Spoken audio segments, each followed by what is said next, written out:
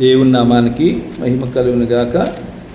ఈ యొక్క ఉపవాస ప్రార్థనలు 21 రోజుల ఉపవాస ప్రార్థనలో భాగంగా మనమందరం కూడా ఈ రీతిగా కూడుకోవటానికి ప్రభువు అనుగ్రహించిన సమయాన్ని బట్టి దేవుని నామాన్ని స్తుతించవలసిన వారమై ఉన్నాం. ఈ 21 రోజుల ఉపవాస ప్రార్థనలో దేవుడు ఈ సంవత్సరం మనకిచ్చిన శీర్షిక లేకపోతే టైటిల్ ఏంటంటే మరి అంచు దినాల గురించిన సంగతులను మనం ధ్యానించవలసిన వారమై ఉన్నాం.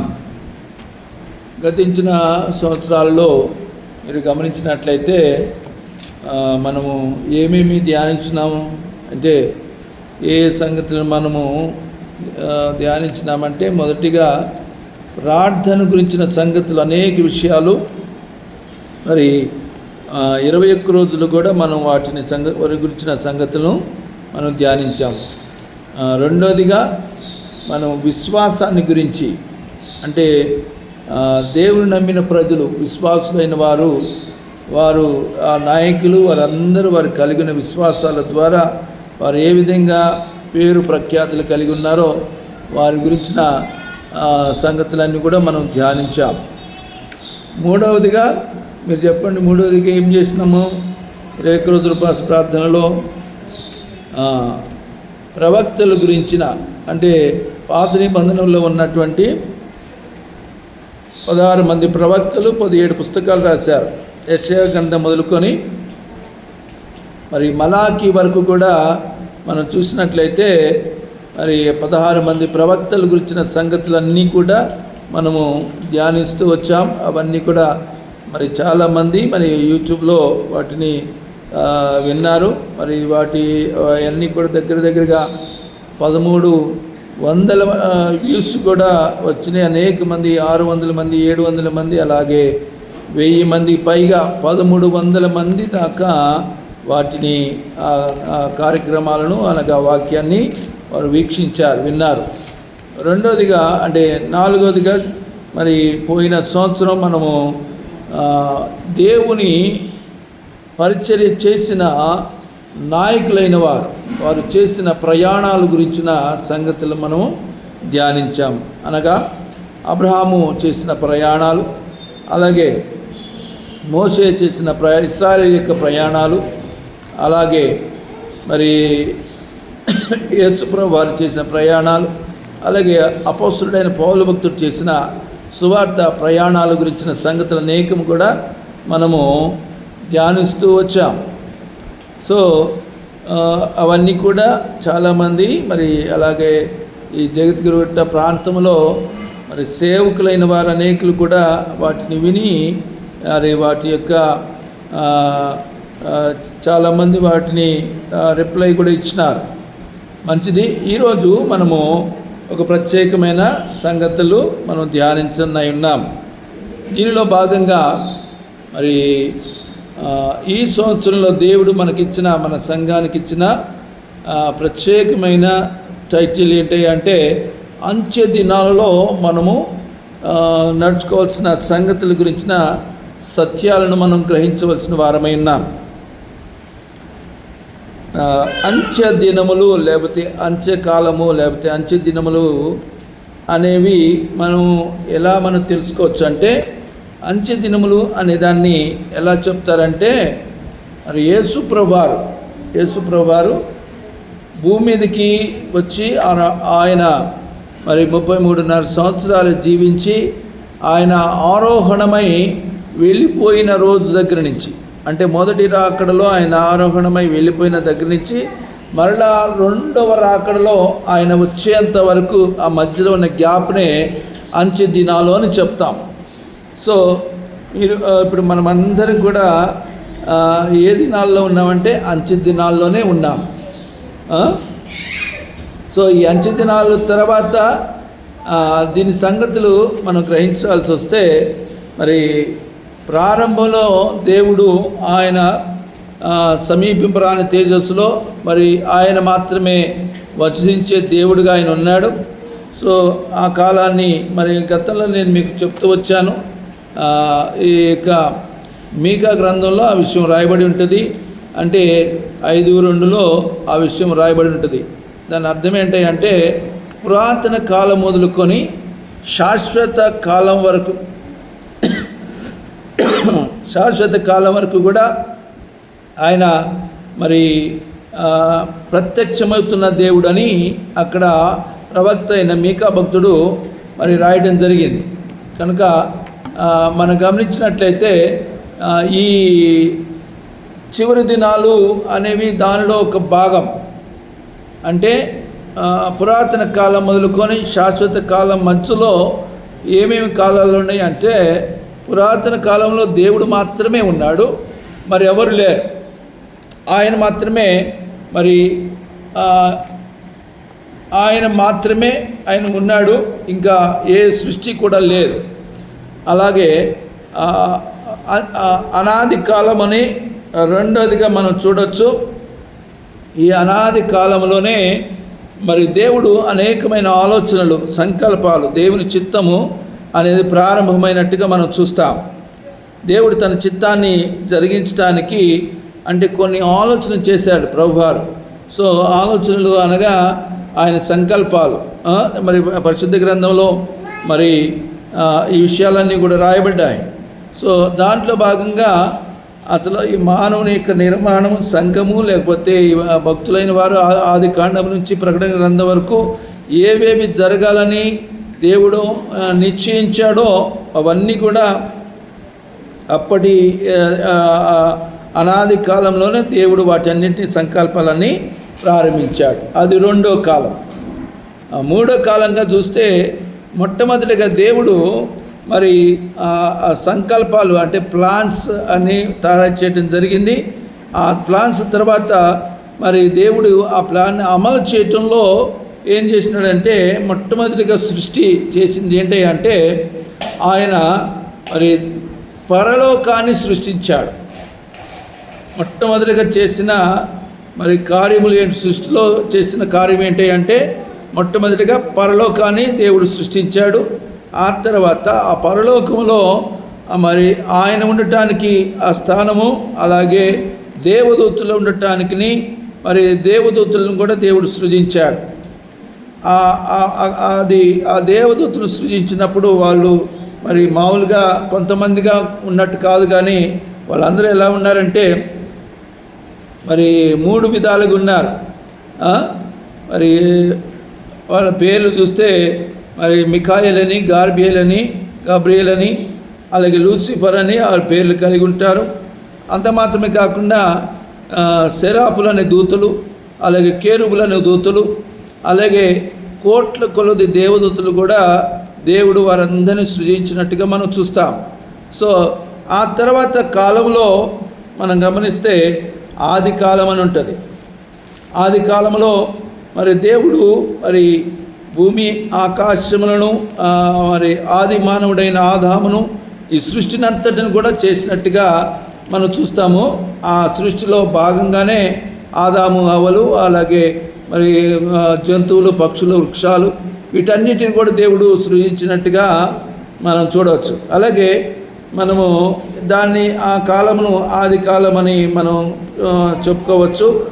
అలాగే ఆది కాలం తర్వాత వచ్చిన కాలం ఏంటి అంటే మన అందరికీ తెలుసు, మరి అది మనస్సాక్షి కాలం అని మనము గమనించాలి. మనస్సాక్షి కాలంలో దేవుడు వారికి ఎలా తీర్పు తెచ్చేవాడంటే వారికి మనస్సాక్షిని బట్టి వారికి దేవుడు తీర్పు తెచ్చేవాడు. అంటే వారు చేసిన తప్ప రైటా, వారు చేసిన మరి శిక్షలు కానీ లేదా ఏదైనా కూడా వారి మనస్సాక్షిని బట్టి దేవుడు వారికి తీర్పు తెచ్చే దేవుడు అయినాడు. కనుక ఆ కాలాన్నంతా ఏమన్నారంటే మనస్సాక్షి కాలము అని చెప్పడం జరిగింది. ఆ తర్వాత వచ్చిన కాలం ఏంటి అంటే మోషే కాలం నుండి ధర్మశాస్త్ర కాలము ఆరంభమవుతుంది. మోషేకి దేవుడు ధర్మశాస్త్రాన్ని ఇవ్వటం, ఆ కాలమును ధర్మశాస్త్ర కాలం అని చెప్పడం జరిగింది. ఆ ధర్మశాస్త్ర కాలము తర్వాత ఆ కాలం అంతా కూడా మరి మోషేతో ఆరంభమై అది బాప్తిస్మిచ్చి యోహాను వరకు జరుగుతుంది. మరి ఆ ధర్మశాస్త్ర కాలము మరి బాప్తిస్మిచ్చి యోహాను వరకు కూడా అది ఉంటుంది అన్నమాట. అయితే ఎప్పుడైతే యేసుప్రభువారు భూమి మీదకి వచ్చారో అప్పుడు ఆ కాలాన్ని కృపాకాలంగా చెప్తారు. ఆ కృపాకాలము అయిపోయిన తర్వాత వచ్చిన కాలాన్నే మరి అంత్యకాలము అంటారు. అంత్యకాలము తర్వాత వచ్చే కాలము 1000 ఏండ్ల పరిపాలన కాలము. 1000 ఏండ్ల పరిపాలన కాలం తర్వాత వచ్చే కాలమే శాశ్వత కాలము అని మనం గ్రహించాలి. అయితే ఇప్పుడు మనం ఎక్కడున్నామంటే అంత్య దినాల్లో, అంత్యకాలంలో ఉన్నాము అని మనం గ్రహించాలి. ఇప్పుడు ఈ అంత్యకాలంలో భూమి మీద ఏమేమి జరుగుతాయి అనే సంగతులను మనమందరం జీవంగల దేవుని సంఘంలో ఉన్న మనమందరం కూడా ఏం చేయాలి? తెలుసుకోవాలి. మనం మెస్సే బిలీవర్ చర్చిగా ఉన్న మనము యేసు ప్రభువు రాబోయే రాకడకు మనము సిద్ధపాటు కలిగి ఉండటానికి మరి చివరి దినాల్లో ఏమేమి జరుగుతాయి భూమి మీద వాటిని కొన్ని మీకు నేను చదివిస్తాను. ఆ తర్వాత వాటిలో ఒక సంగతిని నేను మీకు తెలియజేస్తాను. ఉదాహరణ ఇప్పుడు మనమందరం కూడా పరిశుద్ధ గ్రంథం తీద్దాం. చూడండి, మొట్టమొదటిగా ఈ అంచు దినాల్లో జరగబోయే కొన్ని సంగతులు అంటే ఒక్కొక్కటిగా నేను మీకు చదివి వినిపిస్తాను. చూడండి, మొదటిగా మత్తయి సువార్త 24వ అధ్యాయం. మత్తయి సువార్తలో 24వ అధ్యాయంలో మనం చూస్తే అక్కడ డైరెక్ట్గా ప్రభువారే సెలవిచ్చిన మాట అన్నమాట. ఇది అక్కడ రాయబడిన మాట ఏంటంటే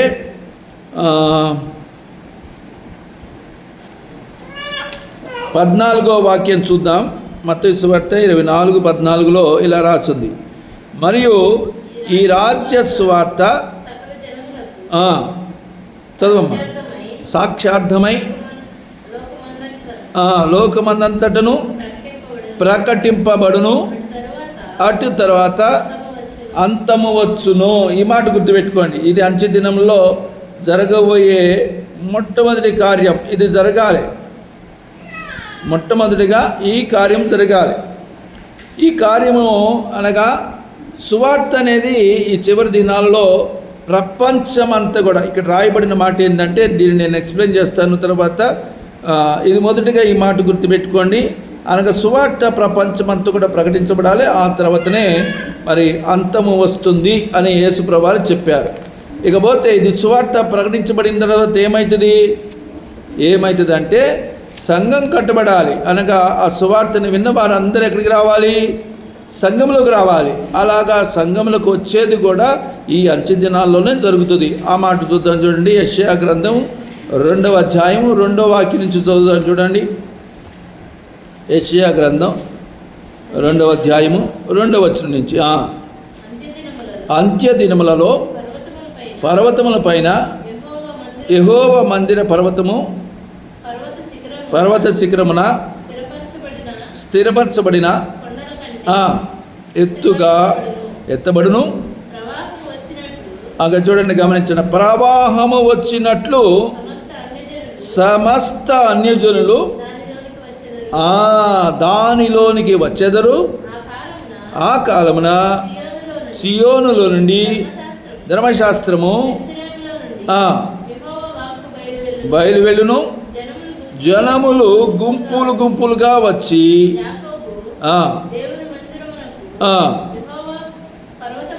యెహోవా పర్వతమునకు మనము వెళ్ళుదము రండి, ఆయన మార్గముల విషయమై బోధించును, ఆయన త్రోవలలో నడుచుదుమని చెప్పుకొందురు. ఆమేన్, హల్లెలూయా. ఇది రెండవ విషయం. ఇప్పుడు మొట్టమొదటిగా సువార్త అందరికీ ప్రకటించబడాలి. రెండోది ఏమవుతుంది? సువార్త విన్నవారందరూ గుంపులుగా సువార్త ఎవరికి చెప్పాలి? మనం అన్యజనులకు చెప్పాలి. అన్యజనులకు సువార్త ప్రకటించిన తర్వాత మరి సంఘంలోకి వచ్చేది ఎవరై అంటే అన్యజనులే. అది మనం ఇప్పుడు చదివినాం. ఇకపోతే మూడోది చూద్దాం. చూడండి, నేను ఇవన్నీ చదివించిన తర్వాత ఒక్క విషయాన్ని మాత్రమే చెప్తాను. ఈ యొక్క ఉపవాస 21 రోజులు ప్రార్థన కూడికలలో మరి ఒక్కొక్క విషయాన్ని, ఒక్కొక్క సంగతిని, మరి చివరి దినాల్లో ఏం జరగబోతాయో వాటిని మనము పూర్తిగా వాటిలో నుంచి దేవుని యొక్క సందేశాన్ని మనం విందాం. ఇప్పుడు మూడో సంగతి ఏం జరుగుతుందంటే, దేవుడు చెప్పిన మాట,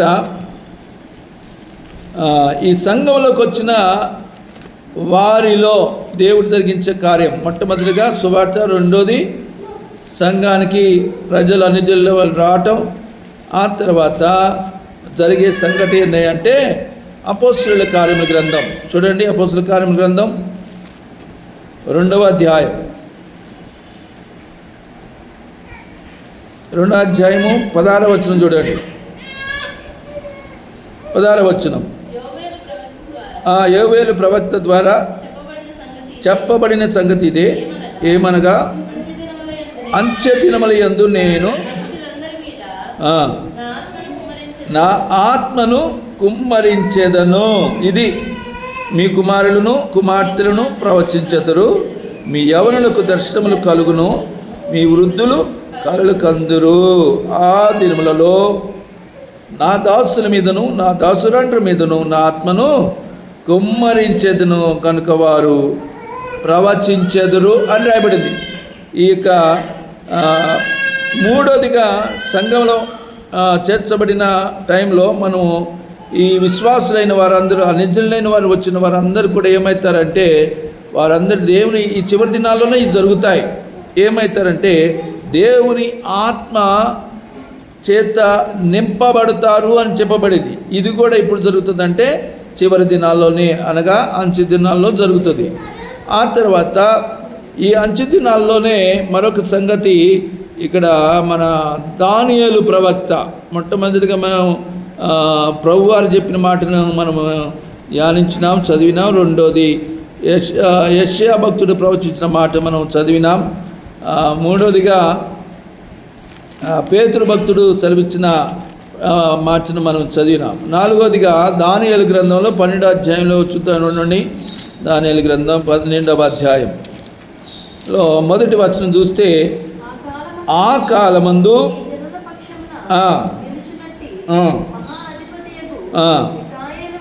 వచ్చును, అప్పుడు ఈ జనులు రాజ్యంగా పుడిన కాలం మొదలుకొని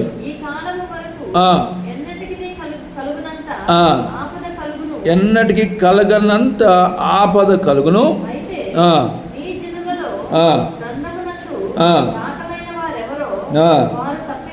వారు తప్పించుకుంటారు. ఈ అంచె దినాల్లో ఎవరి పేరైతే రాజబడిందో వారు మాత్రమే, గ్రంథమందు దాఖలైన వారెవరో వారు మాత్రం తప్పించుకుంటారు. మేలుకొంటారు.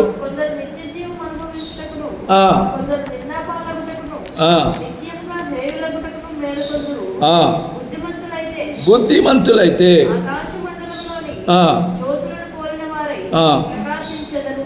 ఇదంతా కూడా ఎప్పుడు జరుగుతుంది? అంచె దినాల్లో జరుగుతాయని దానియేలు భక్తుడు కూడా చెప్పాడు. 4వ వచనం కూడా చదువునానా. దానియేలు మరుగు చేసి అంత్యకాలము వరకు ముద్రింపుము.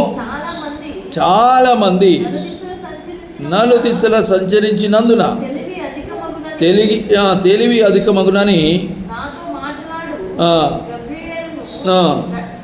గబ్రియల్ అతడు చెప్పాను. ఆమేన్, హల్లెలూయా. ఈ చివరి దినాల్లో మరి వీటన్నిటి గురించి మరి దానియేలు ప్రవక్త కూడా ఆయన ప్రకటించినట్టుగా ప్రవచించినట్టుగా మనం చూస్తున్నాం. మరి ఇది దానియేలు చెప్పిన ప్రవచనం. అలాగే మనము మరొక విషయాలన్నీ వీటన్నిటి జస్ట్ నేను చదివిస్తున్నాను. ఆ తర్వాత ఒక్క విషయాన్ని మనం మాత్రమే ఈరోజు మనం ధ్యానం చేద్దాం. ఆ ఒక్క విషయం ద్వారా మనము సందేశాన్ని విందాం. అలాగే తిమోతి రాసిన మొదటి పత్రిక చూడండి అందరూ. తిమోతి రాసిన మొదటి పత్రిక, ఇవన్నీ కూడా అంచె దినాల్లో జరగబోయే సంభవాల గురించి మరి దేవుడు తన భక్తుల ద్వారా ప్రవచనాత్మకంగా మాట్లాడిన 2వ గ్రంథం చూడండి. తిమోతి రాసిన 2వ పత్రిక 3వ అధ్యాయం 1వ వచనం నుంచి అక్కడ మనందరికి తెలిసిన మాటలు ఉన్నాయి. అంచె దినములలో అపాయకరమైన కాలాలు వచ్చును, తెలుసుకును. ఎలాగనగా స్వార్థప్రియులు, ధనాపేక్షులు, అహంకారులు, దూషకులు,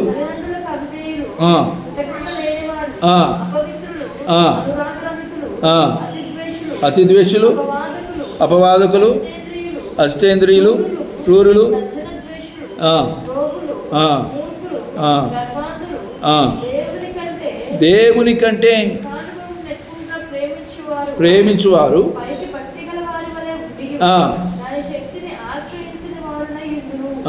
ఇట్టి వారికి విముఖుడవై ఉండుము అని పౌలు భక్తుడు కూడా తిమోతికి చక్కగా జరగబోయే సంగతులు, అంచె దినాల్లో జరగబోయే సంగతుల గురించిన ఆయా సమాచారాన్ని అంతటిని కూడా ఇక్కడ మరి పౌలు భక్తుడు తెలియజేసినట్టుగా మనం చూస్తాం. అలాగే ఏప్రిల్ రాసిన పత్రికలో కూడా మొదటి అధ్యాయంలో ఒక మాట చూద్దాం. చూడండి, మొదటి అధ్యాయము 1-2 వచనాలు చూద్దాం. ఏప్రిల్ రాసిన పత్రిక 1వ అధ్యాయం 1-2 వచనాలు. ఇక్కడ ఏమని రాసిందంటే, పూర్వకాలమందు నానా సమయములలోను నానా విధములుగాను ప్రవక్తల ద్వారా ప్రవక్తల ద్వారా మాట్లాడాడు. అదుగో ఈ దినముల యొక్క అంతమందు అనగా ఈ అంత్యకాలమందు, అంత్య దినములలో అంతమందు కుమారుని ద్వారా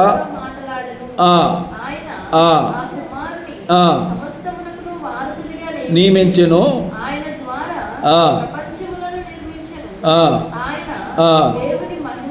తేజస్సు అంటే ఇప్పుడు ఇదంతా కూడా రాయబడిన దాని అర్థం ఏంటంటే ఈ చివరి దినాలలో దేవుడు తన కుమారుని ద్వారా అనగా ప్రభు అయిన యేసుక్రీస్తు వారి ద్వారా ఇవన్నీ జరుగుతాయి, ఆయన మాట్లాడతాడు అని చెప్పేసి ఇక్కడ ఈ అంత్య దినాలలోనే ఈ విషయం జరుగుతుందని దేవుడు రాయించినాడు. అలాగే పేతురు రాసిన 2వ పత్రికలో కూడా చూడండి. పేతురు రాసిన 2వ పత్రిక 3వ అధ్యాయం 3వ వచనం చూడండి. 3వ అధ్యాయం 3వ వచనం. అంత్య దినములలో అపహాసకులు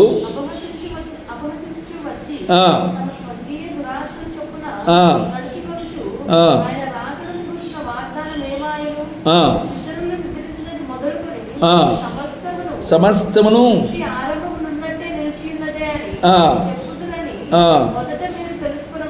అది చూసినారా.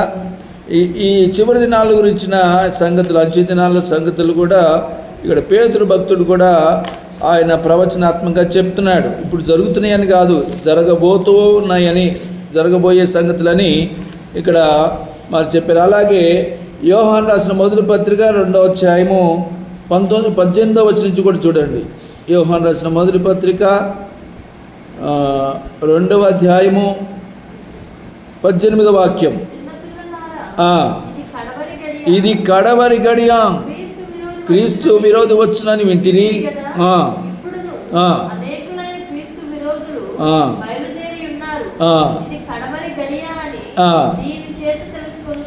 ఇది కడవరి గడియ అని మనం తెలుసుకోవాలంటే అంచె దినాలకు మరొక పేరే కడవరి దినాలు అని మనం గ్రహించాలని ఈ సంగతులన్నీ కూడా మరి దేవుడు వ్రాయించి పెట్టాడు.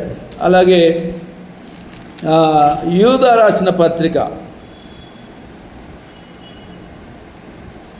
యూదా రాసిన పత్రికలో అక్కడ కూడా యూదా భక్తుడు కూడా ప్రవచనాత్మకంగా రాస్తాడు. ఆ మాటలు కూడా చూద్దాం. చూడండి,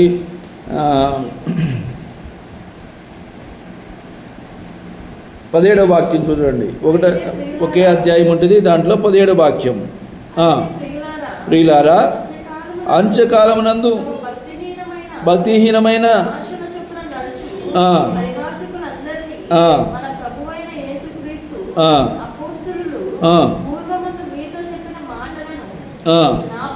జ్ఞాపకము చేసుకొనడి, ప్రకృతి సంబంధులను భేదములు కలుగజేస్తారు. ఇది కూడా ఇప్పుడు జరుగుతుంది అంటే ఇవన్నీ కూడా అంత్యకాలంలోనూ జరుగుతాయి. అలాగే ఇక చివరిగా మళ్ళీ మత్తయి సువార్తలోకి వెళ్దాం. 24వ అధ్యాయంలోకి వెళ్దాం. చూడండి, అక్కడ మాట చదివించిన తర్వాత ఈరోజు నేటి సందేశాన్ని మనం విందాం. ఇవన్నీ కూడా ఆ దినాలలో అనగా అంచె దినాల్లో అనగా ఈ దినాలలోనే జరిగే సంఘటనలుగా మనం గ్రహించాలి. ఆ మాట చూద్దాం. చూడండి, మత్తయి సువార్త 24వ అధ్యాయము 37 నుంచి కొన్ని మాటలు చూద్దాం. నోబాహు దినములు ఎలాగుండెనో ఆ, అలాగే ఉండును. అలాగే ఉండును. జలప్రళయమునకు ఆ, ముందటి దినములలో ఆ, నోవాహు ఓడలోనికి వెళ్ళిన దినము వరకు ఆ, వారు తినుచు త్రాగుచు ఆ, పెళ్లి చేసుకొనుచు ఆ, పెళ్లి కిచ్చుచూ నుండి ఆ, జలప్రళయము వచ్చి ఆ, అందరినీ కొట్టుకొని పోవు వరకు ఎరుగకపోయిరి. అలాగుననే మనిషి కుమారుని రాకడా ఉండును. మనిషి కుమారుని యొక్క రాకడ కూడా ఉండును అని యేసుప్రభువారు ఈ మాటలని చెప్పారు.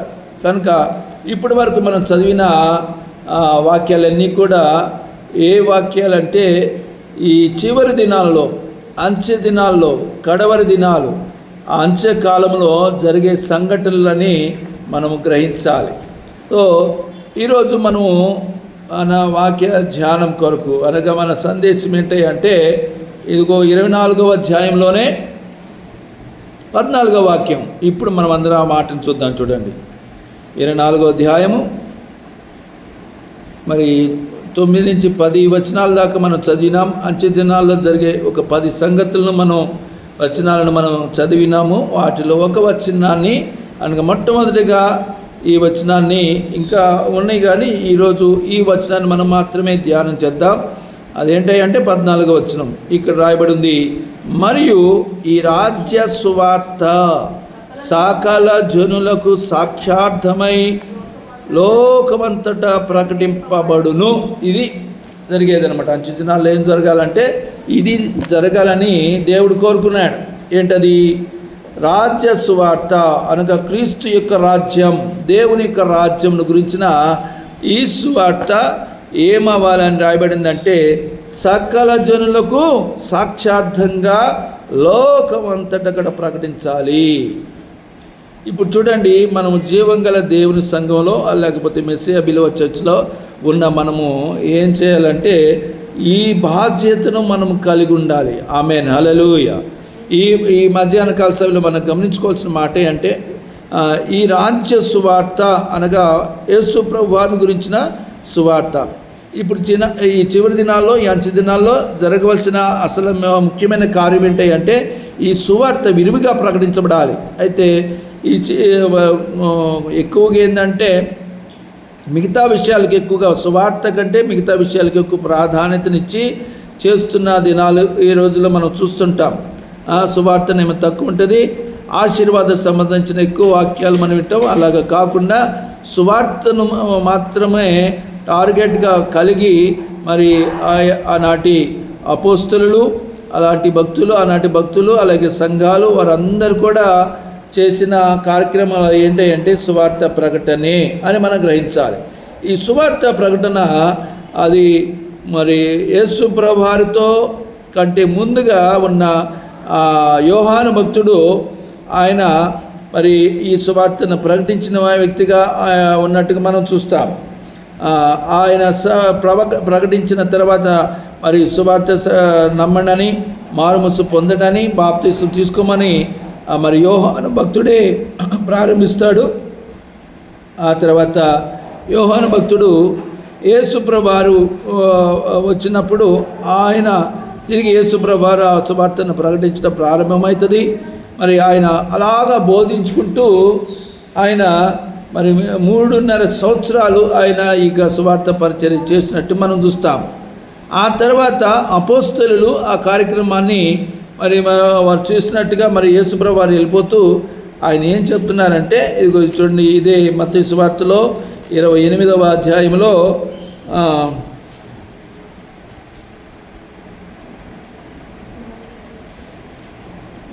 18వ వాక్యం చూడండి. 28:18లో, అయితే యేసు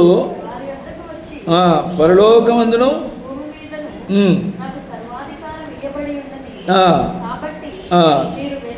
మీరు వెళ్ళి సమస్త జనులను శిష్యులు ఎప్పుడైతారంటే వారికి సువార్త ప్రకటించబడినప్పుడే శిష్యులు అవుతారు. సో ఇక్కడ ఏమని రాసిందంటే సమస్త జనులను శిష్యులుగా చేయాలి. తండ్రి యొక్క కుమారుని యొక్క పరిశుద్ధాత్మ నామములో వారికి బాప్తిస్మము ఇవ్వాలి అని యేసుప్రభువు చెప్పారు. అలాగే మార్కు సువార్తలో 16 కూడా ఆ విషయాన్ని యేసుప్రభువు వారు ప్రకటిస్తారు. అక్కడ ఏమని వస్తుంది? నమ్మి రక్షించబడును, దాని పైన కూడా చదువమ్మా. మీరు సర్వలోకమునకు సర్వలోకములకు వెళ్ళి సర్వ సృష్టికి సువార్తను ప్రకటించుడి. నమ్మి బాప్తిస్మం పొందినవాడు రక్షింపబడును. నమ్మని వారికి శిక్ష విధింపబడును. చాలు. ఇక్కడ మరి యేసు ప్రభువు చెప్పిన విషయం అదే కనుక ఈ చివరి దినాల్లో ఎక్కువగా ఏం జరగాలి? సంఘము ద్వారా ఈ సువార్త పరిచర్య జరగాలి. ఇప్పుడు మనం గ్రహించుకోవాల్సిన మాట ఏంటంటే సువార్త ఎలా జరుగుతుంది? ఎలా జరుగుతుంది చెప్పండి. సకల జనులకు ఏం చేయాలి అన్నాడు యేసుప్రభువు వారు? తెలియపరచబడాలి. ఆ మాటలో ఆ వచనాన్ని మరొకసారి మీకు చదువుదాన్ని చూడండి. 24లో ఈ రాజ్య సువార్త, ఈ సువార్త అనగా యేసుప్రభువు వారి గురించిన సంగతుల సారాంశము అని అర్థం.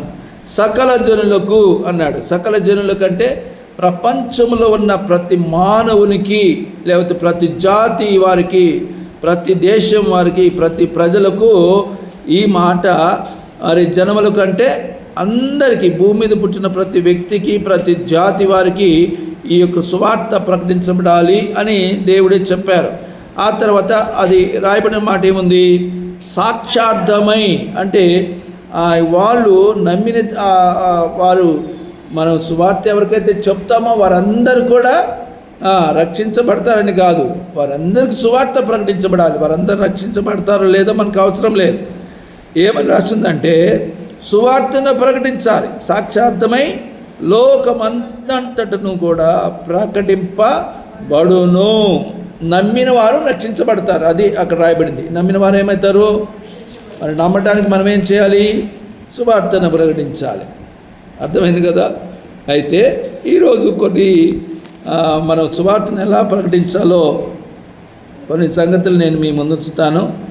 సంఘముగా దేవుడు మన నుంచి కోరుకుంటుంది ఏంటంటే జీవంగల దేవుని సంఘంలో ఉన్న మనం కూడా ఈ సువార్తను ప్రకటించే వారంగా ఉండాలి. నమ్మి ఎవరు సువార్తను ప్రకటించాలంటే నమ్మి మారుమనసు పొంది బాప్తిస్మం పొందిన వారందరూ కూడా ఈ సువార్తను ప్రకటించాలి అనేది దేవుని యొక్క ఉద్దేశం. సో అది మనం నెరవేర్చాలి. మనము మరి దేవుని యొక్క రాకడలకు మరి ఎత్తబడటానికి దగ్గరగా ఉన్నాము. అంచె దినాల్లో మనం ఉన్నాము. ఈ అంచె దినాల్లో ఉన్న మనము రాకడలో ఎత్తబడే ముందుగా ఈ కార్యం జరగాలి. ఈ కార్యం జరగాలంటే అది సంఘముగా ఉన్న వ్యక్తుల ద్వారానే దేవుడు జరిగిస్తాడు. ఇప్పుడు స్త్రీలైన వారు, సంఘంలో స్త్రీలైన వారు ఏ విధంగా సువార్తను ప్రకటించవచ్చో కొంతమంది స్త్రీల గురించి నేను చూపిస్తాను మీకు. ఎందుకంటే ఆరంభంలో నుంచి కూడా స్త్రీలైన వారు అనగా అపోస్తలుల కాలంలో కూడా స్త్రీలైన వారు సంఘ పరిచర్యలో ఒక యేసుప్రభువు వారు ఉన్న నాటి నుండి కూడా వారు మరి సువార్తలో ఒక ప్రత్యేకమైన మరి పాత్రలుగా వారు వాడబడ్డారు. వారి గురించి కొన్ని సంగతులు మనం చూద్దాం.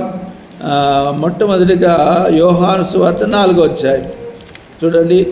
సంఘంలో ఉన్న స్త్రీలుగా ఉన్నవారు దేవుని యొక్క సువార్తను ఎలా ప్రకటించవచ్చో ఇక్కడ ఒక స్త్రీ ద్వారా మనం నేర్చుకోవచ్చు.